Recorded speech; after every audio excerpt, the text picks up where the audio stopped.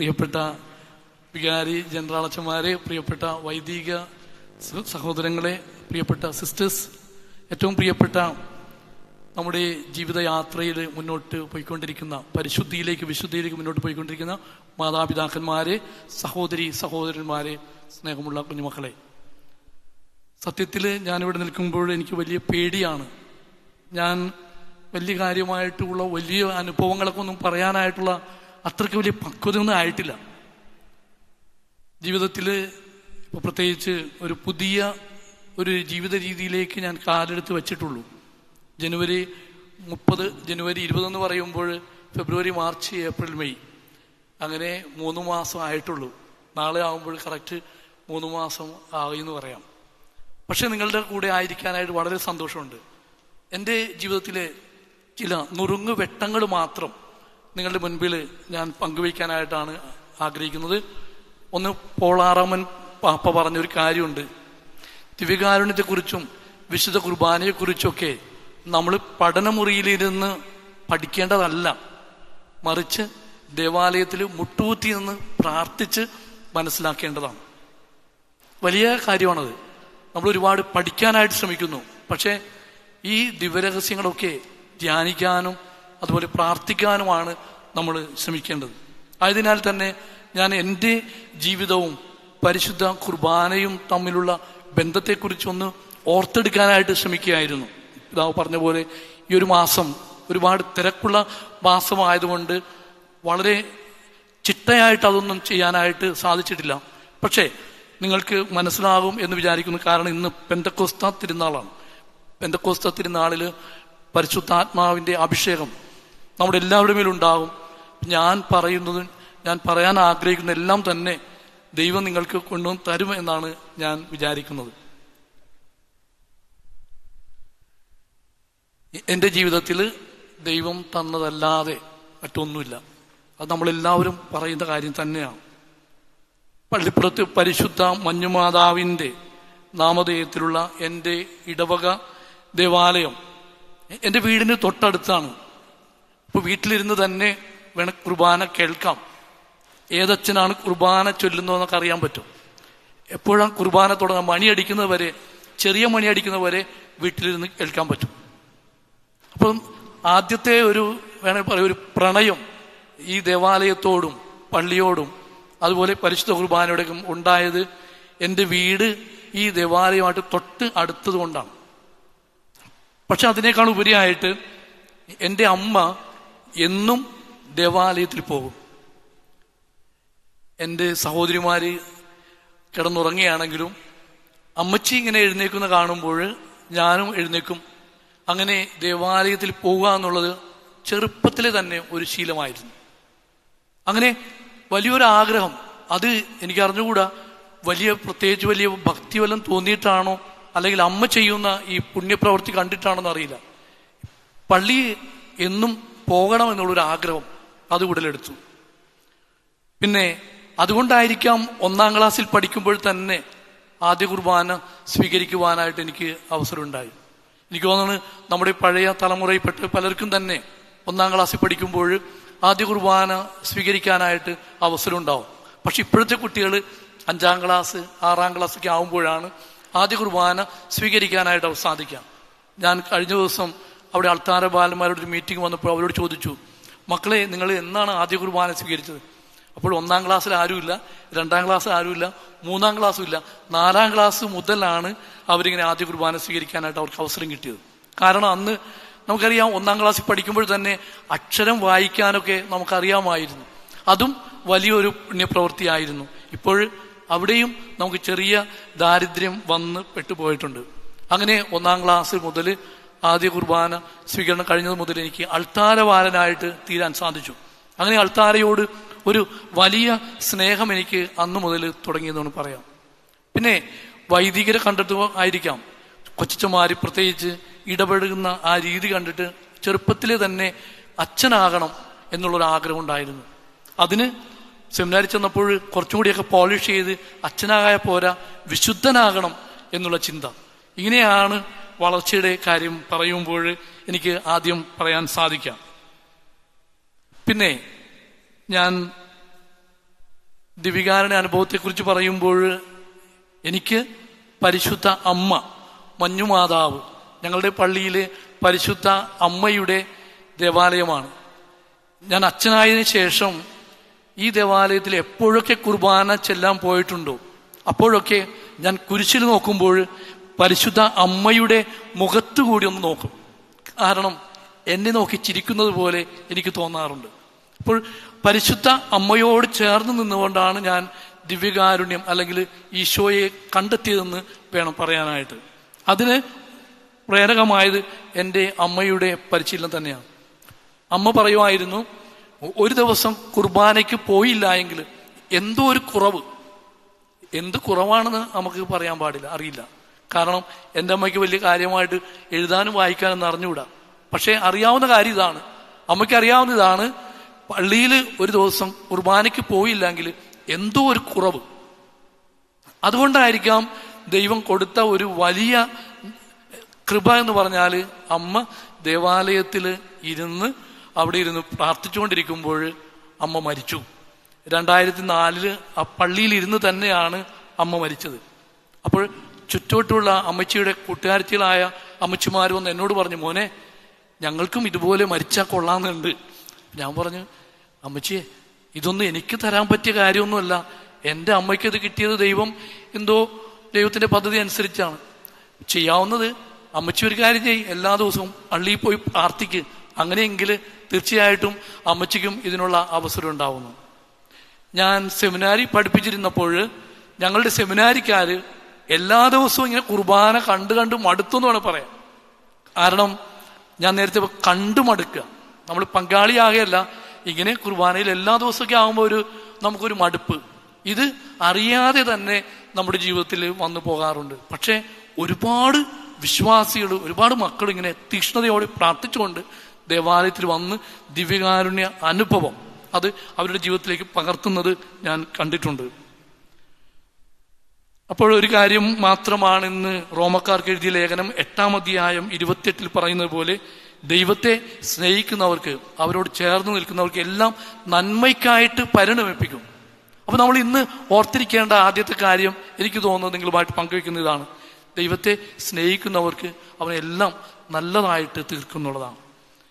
ഞാൻ പിന്നീട് എൻ്റെ ഓർമ്മ ഞാൻ രേഖപ്പെടുത്തുമ്പോൾ പറവൂര്, നിങ്ങൾക്ക് സ്ഥലം അറിയാമായിരിക്കും എന്ന് കരുതുന്നു, ഡോൺ ബോസ്കോ പള്ളിയിൽ അവിടെ തിരുഹൃദയ നൊവേന ഉള്ളൊരു പള്ളിയാണ്. ആ പള്ളിയിൽ ഞാൻ 96 മുതൽ കൊച്ചച്ഛനായിരുന്നു. അന്നുണ്ടായ സംഭവം ഇതാണ്. ഒന്നാമത് നൊവേന പള്ളിയിൽ ചെന്ന് ആരാധന നടത്തണമെന്ന് പറഞ്ഞപ്പോഴേക്കും എനിക്ക് വലിയ ടെൻഷനായിരുന്നു. എങ്ങനെയാണ് വലിയ വലിയ അച്ഛന്മാരൊക്കെ വന്ന് വലിയ ഗംഭീരമായിട്ട് ആരാധന നടത്തുന്നിടത്ത് എനിക്കൊന്നും അറിഞ്ഞുകൂടാ. അപ്പം ഞാനിങ്ങനെ ആകെ സങ്കടപ്പെട്ടിരിക്കുമ്പോഴാണ് ഒരച്ഛൻ വന്നിട്ട് അച്ഛനിങ്ങനെ കൈ പിടിച്ച് നിന്ന് പ്രാർത്ഥിക്കുക. എന്നിട്ട് എന്നോട് പറഞ്ഞു, അച്ഛൻ ആരെയും പ്രാർത്ഥിപ്പിക്കാൻ നോക്കണ്ട, അച്ഛൻ പോയി പ്രാർത്ഥിക്കാം, അച്ഛൻ ആരെയും പ്രാർത്ഥിപ്പിക്കാൻ നോക്കണ്ട, ദിവ്യകാരുണ്യ സന്നിധിയിൽ അച്ഛൻ പോയി പ്രാർത്ഥിക്കാം. പിന്നീട് എൻ്റെ ജീവിതത്തിൽ തിരിഞ്ഞു നോക്കേണ്ടി വന്നിട്ടില്ല. ദിവ്യകാരുണ്യനാഥൻ്റെ സാന്നിധ്യം തിരിച്ചറിയാനായിട്ട് എൻ്റെ ചെറിയ പ്രാർത്ഥനകൾ, അത് ചിലപ്പോൾ വലിയ വലിയ കൊള്ളാൻ പറ്റാത്ത രീതിയിലുള്ള ആയിരുന്നില്ല, ചെറിയ ചെറിയ വാക്കുകൾ കൊണ്ട് അവിടെ നിന്ന് പ്രാർത്ഥിക്കാനായിട്ട് ശ്രമിച്ചിട്ടുണ്ട്. പിന്നീട് അവിടെ ഉണ്ടായ ഒരു അത്ഭുതം എന്ന് പറഞ്ഞു കഴിഞ്ഞാൽ, അവിടെ വെച്ചിരുന്ന നിലവിളക്കിൽ അല്പം ചോര പൊടിഞ്ഞു. ഈ ചോര പൊടിഞ്ഞത് കാണുമ്പോഴേക്കും അവർക്ക്, വിശ്വാസികൾക്ക്, അവിടെ ഉണ്ടായ ഇടവക്കാർക്ക് ഒരു പേടിയായി. 1992 അവിടുത്തെ അച്ഛനായിരുന്ന അവിടുത്തെ വികാരി അച്ഛൻ മരിച്ചത് ഈ 92 ഇതുപോലെ തന്നെ ചെറിയ ചോര ഈ നിലവിളക്കിൽ ഉണ്ടായപ്പോഴാണ്. അപ്പോൾ അവരെന്നോട് പറഞ്ഞു, അച്ഛാ ശ്രദ്ധിക്കണം, എവിടെയെങ്കിലും പോകാൻ വേണ്ടി പെട്ടിയെടുക്കാനൊക്കെ ആയിട്ട് കസേരയിട്ടൊന്നും കയറരുത്, അല്ലെങ്കിൽ തട്ടി വീഴാതെ നോക്കണം, കാരണം ഇതൊരു സൂചനയാണെന്ന്. പക്ഷെ ഒന്നും സംഭവിച്ചില്ല, വേറെ ഒരു അപകടമൊന്നും ഉണ്ടായില്ല. പക്ഷെ മറ്റൊരു കാര്യം ഞാൻ ശ്രദ്ധിച്ചത്, ഞാൻ കുർബാനയ്ക്ക് കൊടുക്കുമ്പോൾ ആ ദേവാലയത്തിൽ വെച്ച് എൻ്റെ വിരലിൽ ചെറിയൊരു ചോരപ്പാടാണെന്ന് എനിക്ക് അറിഞ്ഞുകൂടാ, ചുവപ്പ് നിറം. പക്ഷെ അന്ന് മുതൽ എനിക്കുണ്ടായ ചിന്ത ഇതാണ്, കുർബാന കൊടുക്കുമ്പോൾ എല്ലാവർക്കും അറിഞ്ഞ് കുർബാന കൊടുക്കുക. അന്നൊരു ചിന്ത വന്നു. അന്ന് മുതൽ ഇന്ന് വരെ ഞാൻ കുർബാന കൊടുക്കുമ്പോൾ, ദിവ്യകാരുണ്യം കൊടുക്കുമ്പോൾ വളരെ സ്നേഹത്തോടുകൂടി ഈശോയുടെ ശരീരവും രക്തവുമുള്ള കുഞ്ഞപ്പമാണ് നിങ്ങൾ സ്വീകരിക്കുക എന്നുള്ള രീതിയിൽ ക്രിസ്തുവിൻ്റെ തിരുശരീരം എന്ന് പറഞ്ഞാൽ കൊടുക്കാറുള്ളത്. അപ്പോൾ ഇന്ന് വരെ ആ ഒരു ഓർമ്മ എന്നെ എന്നും പിടിച്ചിങ്ങനെ ഓർമ്മിപ്പിക്കാറുണ്ട്. ഇത് ശരീരം, ജീവനുള്ള അപ്പമാണ് എന്നുള്ള ഓർമ്മപ്പെടുത്തൽ. ഇതാണ് രണ്ടാമതായിട്ട് എനിക്ക് പറയാനായിട്ടുള്ളത്. അപ്പം അതുകൊണ്ട് ചെറിയ ഓസ്തിയിൽ ഇതുപോലെ ഒരുപാട് വലിയ അത്ഭുതങ്ങൾ ഉണ്ടെന്നുള്ളതാണ്. ഞാൻ പിന്നീട് സെമിനാരിയിലായിരുന്നു, മൈനർ സെമിനാരിയിൽ. അവിടെ നിന്ന് സെമിനാരിയിൽ വെച്ച് വലിയ വലിയ ചിന്തകളൊന്നും എനിക്ക് വന്നില്ല. കാരണം ഞങ്ങളുടെ മൈനർ സെമിനാരിയിൽ വെച്ചിരുന്ന സക്രാരിയുടെ മുമ്പിലുള്ള ഈശോയുടെ മുഖം അത് പേടിപ്പെടുത്തുന്ന രീതിയിലാണ്. ഈശോയുടെ ശരിക്കും കുരിശുമരണത്തിൻ്റെ ആ രൂപം ആയതുകൊണ്ട് ചിലപ്പോൾ സഹനങ്ങളിൽ ഈശോയെ കണ്ടെത്താൻ പറ്റാഞ്ഞത് കൊണ്ടായിരിക്കാം വലിയ ചിന്തകളൊന്നും എൻ്റെ മനസ്സിലേക്ക് വന്നില്ല. പക്ഷേ എൻ്റെ പഠനം കഴിഞ്ഞ് 2007 മുതൽ 2017 വരെ ആലുവ സെമിനാരിലായിരുന്നു. അതും കഴിഞ്ഞു. സെമിനാരിലെ കാര്യം ഞാൻ പറഞ്ഞു, സെമിനാരിക്കാരായിട്ടുള്ള ഇടപെടൽ. 2017 കുറ്റിക്കാട് വെച്ച് അവിടെ പ്രളയം ഉണ്ടായപ്പോൾ മാരാങ്കോടുള്ള പള്ളിയിലുള്ള അച്ഛനും അതുപോലെ ആളുകളും അതുപോലെ കുറ്റിക്കാട് അവിടെയുള്ളവരൊക്കെയാണ് എന്നെ സഹായിച്ചത്. ഈ സമയത്ത് ഉണ്ടായ 2 ചെറിയ ഓർമ്മപ്പെടുത്തൽ ഇതാണ്. വെള്ളം കയറിയിട്ട് സക്രാരിയുടെ അടുത്ത് വരെ മാത്രമേ വെള്ളം വന്നുള്ളൂ. സക്രാരിയിലേക്ക് വെള്ളം കയറിയില്ല. അത് ഈ പള്ളിയിലും അതുപോലെ സെമിനാരിയുടെ ചാപ്പലിലും രണ്ടിടത്തും എനിക്കറിഞ്ഞുകൂടെ, രണ്ടിടത്തും ഒപ്പമായിട്ടാണ് വെച്ചിരിക്കുന്നത്. പക്ഷെ അതുകൊണ്ടുണ്ടായ ഒരു വലിയ ഒരു ഗുണമെന്ന് പറഞ്ഞു കഴിഞ്ഞാൽ ഈ 2 സ്പീക്കറും ഏകദേശം സക്രാരിയുടെ ഒപ്പം നിന്നിരുന്നത്, ആ സ്പീക്കറും വീണില്ല. ബാക്കിയുള്ള എല്ലാം തന്നെ മറിഞ്ഞു വീഴുകയും ഈ വെള്ളത്തിൽ അത് വളരെ മോശമായി തീരുകയും ചെയ്തു. ഇവിടെ ആദ്യത്തെ ഒരു ചിന്ത ഇതാണ്. അന്ന് ഈ വെള്ളം കയറിയപ്പോൾ സക്രാരിയുടെ അടുത്ത് വന്ന് വെള്ളം നിന്നു എന്നുള്ളതാണ്. ഇത് 2018 ഈ പ്രളയത്തിൽ സംഭവിച്ചത്. പിന്നെ ഇതിനിടയിൽ ഉണ്ടായ സംഭവം, അവിടെ ഒരു കുഞ്ഞ് വീട്ടുകാർ വിളിച്ചു പറഞ്ഞു, അച്ഛാ എന്താണെന്ന് അറിഞ്ഞുകൂടാ, കുഞ്ഞ് തലകറങ്ങി വീണു. കുഞ്ഞ് വീണിട്ട് എന്താണ് സംഭവിച്ചെന്ന് അറിഞ്ഞുകൂടാ. എനിക്ക് വളരെ ഇഷ്ടമുള്ളൊരു കുഞ്ഞാർന്ന്. ഞാനപ്പോൾ എന്താണ് പ്രാർത്ഥിക്കേണ്ടതെന്ന് അറിഞ്ഞുകൂടാ. ഞാൻ ഇങ്ങനെ ദിവ്യകാരുണ്യം അതിൻ്റെ അടുത്ത് ചെന്നിരുന്നിട്ട് പറഞ്ഞു, ഈശോയെ എന്തെങ്കിലുമൊക്കെ ചെയ്യണേ. വേറെ ഒന്നും പറഞ്ഞില്ല. എന്തെങ്കിലുമൊക്കെ ചെയ്യണേ, ആ കുഞ്ഞിന് കുഴപ്പമുണ്ടാക്കാതെ നോക്കിയേക്കണേ എന്ന് മാത്രം പറഞ്ഞുള്ളൂ. പക്ഷേ ആ കുഞ്ഞിന് സൗഖ്യം കിട്ടി. ഇപ്പോഴും ആ കുഞ്ഞിനല്ല മിടുക്കിയായിട്ട് നന്നായിട്ട് മുന്നോട്ട് പോകുന്നുണ്ട്. ഇതാണ് ചെറിയ മറ്റൊരു അനുഭവം. പിന്നെ 2019 മുതൽ 2022 വരെ ജൂലൈ വരെ ഞാൻ കോട്ടപ്പുറത്തായിരുന്നു. നമുക്കറിയാം കൊറോണ സമയത്ത് ഞങ്ങൾ യൂട്യൂബിലൂടെ കുർബാന എല്ലാവരും കാണണം എന്നുള്ളൊരു വാശിയായിരുന്നു. എല്ലാവർക്കും കുർബാന കൊടുക്കണം.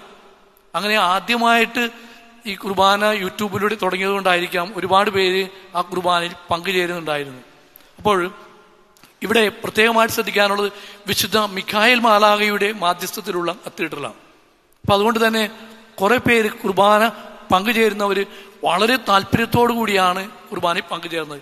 2000 പേര് ഞായറാഴ്ചയിലും 1000 പേര് എല്ലാ ദിവസവും ആ കുർബാനയിൽ പങ്കുചേരുമായിരുന്നു. അവർക്ക് അറിഞ്ഞുകൂടാ. അവർ പറഞ്ഞ് എന്തോന്ന് അറിഞ്ഞുകൂടാ, എന്തോ ഒരു അഭിഷേകമുണ്ട്.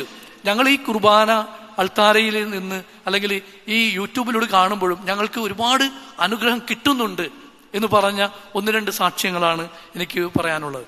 ആദ്യം ഞങ്ങൾ അവിടെ കുർബാന നടത്താൻ വേണ്ടി, കുർബാനയ്ക്ക് വേണ്ടി ഒരുങ്ങുമ്പോഴുണ്ടാകുന്ന സംഭവം, പലപ്പോഴും കുർബാനയുടെ 6:30 കുർബാന. അപ്പോൾ 6:20 ആകുമ്പോഴേക്കും ചിലപ്പോൾ കറണ്ട് പോകും, അല്ലെങ്കിൽ കമ്പ്യൂട്ടർ ഓഫായി പോകും, അല്ലെങ്കിൽ ഒന്നും അറിയാതെ എന്തെങ്കിലുമൊക്കെ ആയിട്ട് സംഭവിക്കും. പക്ഷേ 6:27 ആവുമ്പോഴും എല്ലാം കൃത്യമായിട്ട് വരും.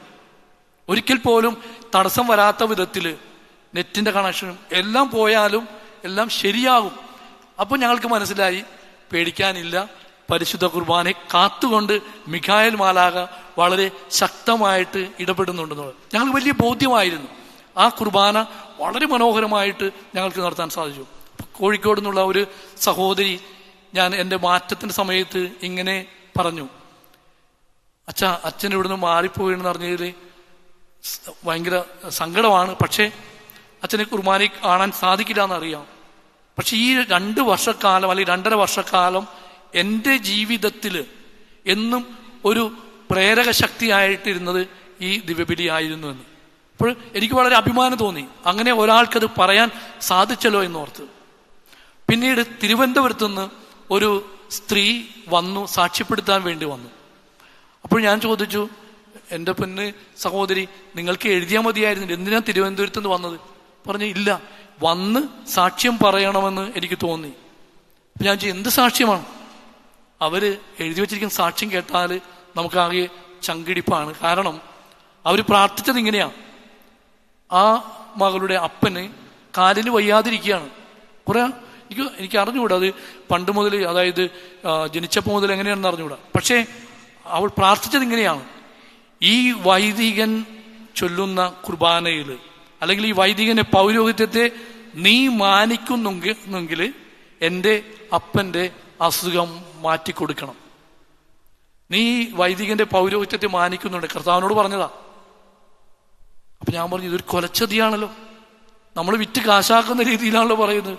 പക്ഷേ കർത്താവ് സൗഖ്യം കൊടുത്തു എന്നുള്ളത്.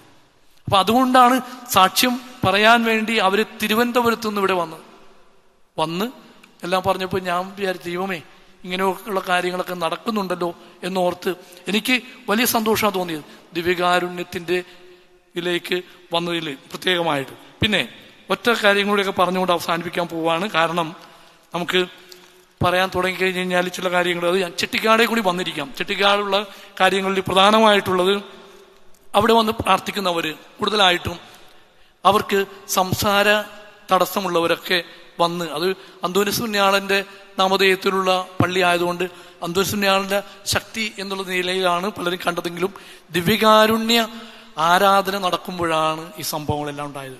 അപ്പോൾ 3 കാര്യം വേണമെങ്കിൽ ചേർത്ത് പറയാം. ഈശോയുടെ സാന്നിധ്യം അത് ദിവ്യകാരുണ്യ ആരാധന സമയത്ത്, പരിശുദ്ധ കുർബാനയിൽ വചനം പങ്കുവയ്ക്കുമ്പോൾ, നമ്മൾ ഒരുമിച്ചായിരിക്കുന്ന ഇടങ്ങളിലൊക്കെ ഈ ദിവ്യകാരുണ്യ അനുഭവമുണ്ട്. ഇപ്പൊ നമ്മുടെ കൂട്ടായ്മയെ ശക്തിപ്പെടുത്തുകൊണ്ട് നമ്മൾ ഒരു കുർബാന ആരംഭിച്ചിട്ട് കുർബാനയുടെ സമാപനത്തിൽ നിങ്ങൾ പോയി ലോകമെങ്ങും പോയി സാക്ഷികളാകുവാനാണ് നമ്മളോട് പറയുന്നത്. അപ്പോൾ ഇന്നിവിടെ വന്നിരിക്കുന്ന നിങ്ങളോട് പറയാനുള്ള ഇത്ര മാത്രമേ ഉള്ളൂ: ദിവ്യകാരുണ്യത്തെ സ്നേഹിക്കാനായിട്ട്, ഈശോയുടെ ഹൃദയത്തോട് ചേർന്ന് നിൽക്കുവാനായിട്ട്, നമ്മൾ എവിടെ ആയിരിക്കുന്നു അവിടെയൊക്കെ ഈശോയെ പ്രഘോഷിക്കുന്നവരായി തീരുവാനായിട്ട്, ഇന്ന് നമ്മുടെ പ്രത്യേകിച്ച് ക്രൈസ്തവ സമൂഹത്തെ, കത്തോലിക്ക വിശ്വാസത്തെ തന്നെ വെല്ലുവിളിക്കുന്ന കാലഘട്ടത്തിൽ ഈശോയെ പ്രഖ്യാപിക്കുന്ന മക്കളായി ജീവിക്കാനായിട്ട്, അത് ഒരുമിച്ച് നിന്ന് ഒരു രൂപതയിലെ ഇടയനോടൊപ്പം ഉള്ള വൈദികരും അൽമായരും ചേർന്നുള്ള ശക്തമായ ഒരു നല്ല യോജിപ്പോടുകൂടി ജീവിക്കുവാനായിട്ട്, അത് ദിവ്യകാരുണ്യത്തിലൂടെ നിങ്ങൾക്ക് ഏവർക്കും ലഭിക്കട്ടെ എന്ന് ആശംസിച്ചു പ്രാർത്ഥിച്ചുകൊണ്ട് ഒരിക്കൽ കൂടി എന്നെ വിളിച്ചതിന്, അതുപോലെ എന്നെ ശ്രവിച്ചതിനും നിങ്ങൾക്ക് ഏവർക്കും നന്ദി പറഞ്ഞുകൊണ്ട് ഞാൻ അവസാനിപ്പിക്കുന്നു.